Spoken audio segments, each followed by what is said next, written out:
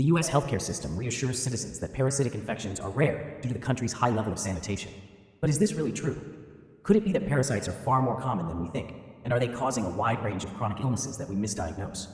Conditions like irritable bowel syndrome, IBS, chronic fatigue syndrome, CFS, fibromyalgia, and autoimmune disorders are frequently treated with long-term medications, yet studies suggest that parasitic infections could be the root cause of many of these illnesses. If parasites were properly diagnosed and treated, would patients even need these expensive long-term treatments? And if so, what would that mean for the pharmaceutical industry?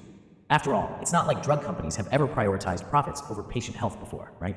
Parasites in a sanitized society. While the US is often portrayed as a sanitized country with clean water and good hygiene practices, parasites such as Giardia, Cryptosporidium, Toxoplasma gondii, and Strongyloides stercoralis thrive in environments that we think are clean. According to the Centers for Disease Control and Prevention, CDC, over 15,000 cases of Cryptosporidium were linked to recreational water outbreaks in 2017 alone.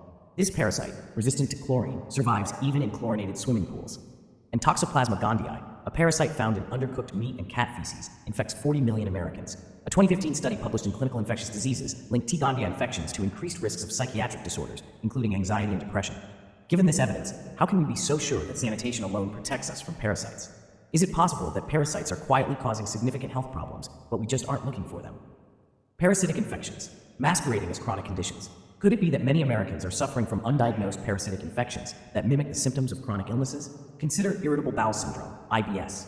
A 2011 study in gastroenterology and hepatology found that nearly 30% of IBS patients had blastocystis hominis, a common parasite, in their system. Yet how often are patients with chronic digestive issues tested for parasites? And what about chronic fatigue syndrome, CFS? A 2012 study published in the Journal of Clinical Psychiatry found that patients infected with Toxoplasma gondii were 2.7 times more likely to experience chronic fatigue, depression, and mood disorders. Similarly, fibromyalgia and autoimmune disorders like rheumatoid arthritis share symptoms with parasitic infections. A 2008 study in the American Journal of Tropical Medicine and Hygiene identified Strongyloides stercoralis as a cause of systemic inflammation and chronic pain, which are often misdiagnosed as fibromyalgia. If parasites can cause these chronic conditions, wouldn't it make sense to test for them more frequently? Could it be that treating the root cause of these conditions with inexpensive antiparasitic drugs would eliminate the need for many of the long-term medications currently prescribed? Pharmaceutical profits from chronic illnesses. The drugs prescribed for chronic conditions that may be parasitic in origin generate massive profits for pharmaceutical companies. Let's take a closer look at some of these drugs and the revenue they generate. Irritable bowel syndrome, IBS. Linzess, linaclotide, Ironwood Pharmaceuticals and Allergan, $1 billion annually. Amitiza, lubiprostone, Takeda Pharmaceuticals, $456 million annually. Zizafaxan, Vox Health, $5 billion annually. Total IBS revenue, $3.1 billion annually. Chronic fatigue syndrome, CFS, Provigil Modafinil, Teva Pharmaceuticals, peaked at $1.2 billion annually. SSRIs, Prozac, Zoloft, Eli Lilly, Prozac, Pfizer, Zolxar, $2 billion, Zoloft, and $2.6 billion, Prozac annually. Total CFS revenue, $5.8 billion annually. Fibromyalgia, Lyrica, Pregabalin, Pfizer, $4.6 billion annually. Cymbalta, Deloxit, Eli Lilly, $5 billion annually. Total fibromyalgia revenue, $9.6 billion annually. Anxiety and depression, SSRIs, Prozac, Zoloft, see above for revenue. Benzodiazepines, Xanax, Ativan, Pfizer, Xanax, Aquanivan, $350 million annually from Xanax. Total anxiety and depression revenue, $4.95 billion annually. Autoimmune disorders, e.g. rheumatoid arthritis, Humira, adalimumab, AbbVie, $21 billion annually. Methotrexate, multiple generics, $200 million annually. Total autoimmune drug revenue, $21.2 billion annually. Could it be that treating parasites with low-cost medications like ivermectin or albendazole, which cost around $30 to $100 per course, would eliminate the need for many of these expensive chronic disease treatments? If that happened, how would the pharmaceutical industry's revenue streams be affected? Would they be willing to lose $45.65 billion annually? Has the pharmaceutical industry ever put profits first? Of course, it's not as though pharmaceutical companies have ever prioritized profits over patient health, right?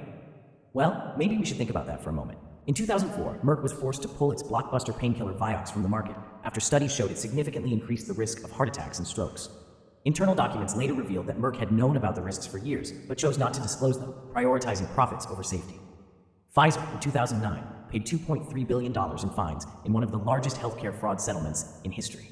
Pfizer had illegally promoted off-label uses of several drugs, including Bextra, despite knowing that these uses were not approved by the FDA and could pose risks to patients.